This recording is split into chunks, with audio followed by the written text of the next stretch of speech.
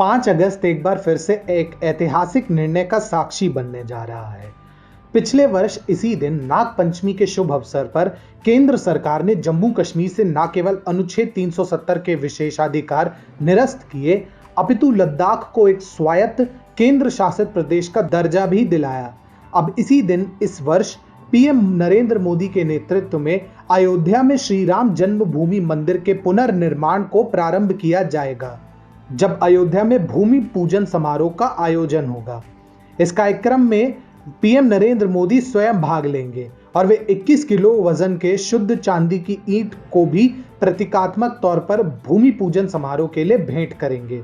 PM Modi के अलावा Lal Krishna Advani, Murli Manohar Joshi, Uma Bharti, RSS सरसंघ चालक मोहन भागवत एवं मुकेश अंबानी जैसे लोग इस कार्यक्रम में शामिल होंगे।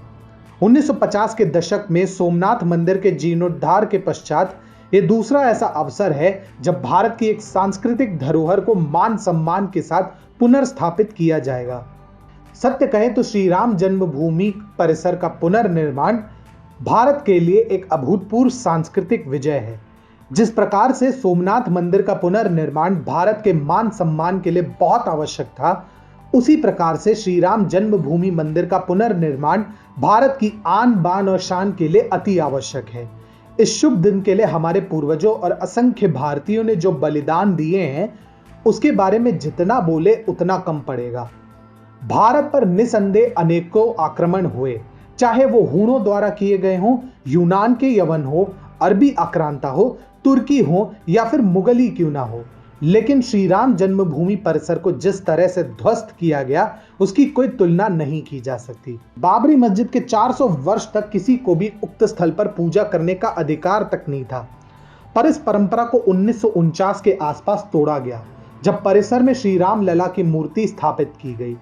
अब बाबरी मस्जिद का विध्वंस उचित था या नहीं, इस पर अलग से वाद विवाद किया जा सकता है, परंतु इस बात को कतई नहीं झुठलाया जा सकता कि श्री राम जन्मभूमि का पुनर्निर्माण न केवल सनातन संस्कृति के लिए एक अभूतपूर्व विजय है, बल्कि विदेशी आक्रांताओं के भारतीय चाटुकारों के मुंह पर एक करारे तमाचे के समान भी है।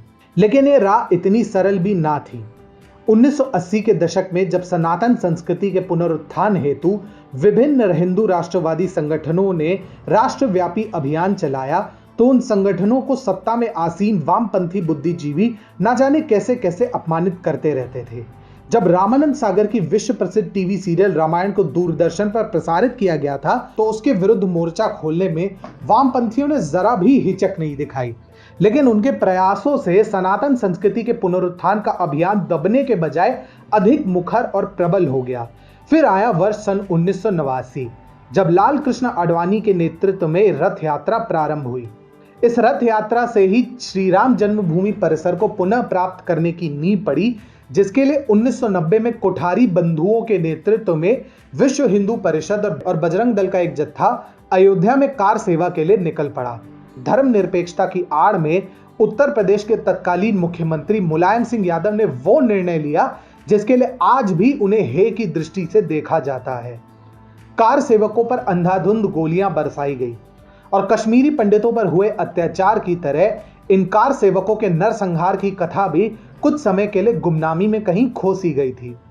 कोठारी बंधु भी इस नरसंहार में हुतात्मा हुए थे, परंतु उनका बलिदान व्यर्थ नहीं गया। 6 दिसंबर 1992 को कार सेवकों के जत्थे ने बाबरी मस्जिद का विध्वंस किया और फिर प्रारंभ हुआ श्री राम जन्मभूमि परिसर को पुनः प्राप्त करने का लोकतांत्रिक और सबसे कठिन अभियान।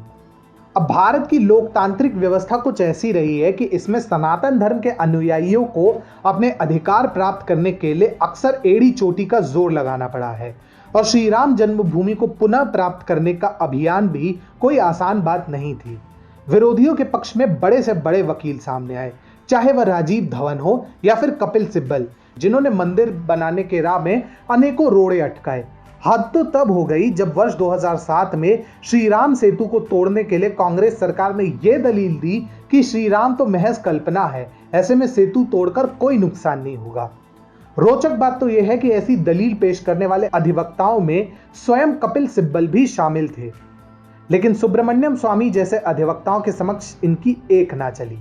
जब वर्ष 2010 में इलाहाबाद हाईकोर्ट ने तीनों पक्ष यानी श्री राम जन्मभूमि न्यास, निर्मोही अखाड़ा और मुस्लिम पक्ष के बीच विवादित भूमि को बराबर हिस्सों में बांटा, तो विरोध स्वरूप भक्तों को सुप्रीम कोर्ट का द्वार खटखटाना पड़ा।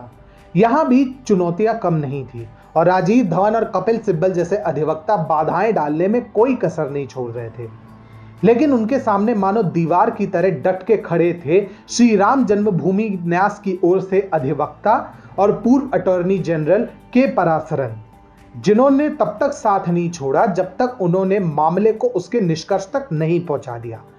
अंत में 9 नवंबर 2019 के शुभ दिन सुप्रीम कोर्ट के तत्कालीन मुख्य न्यायाधीश श्री रंजन गोगोई के नेतृत्व में सर्वसम्मति से न्यायालय की पीठ ने श्री राम जन्मभूमि न्यास के पक्ष में निर्णय सौंपा और श्री राम जन्मभूमि परिसर के पुनर्निर्माण की नींव रखी।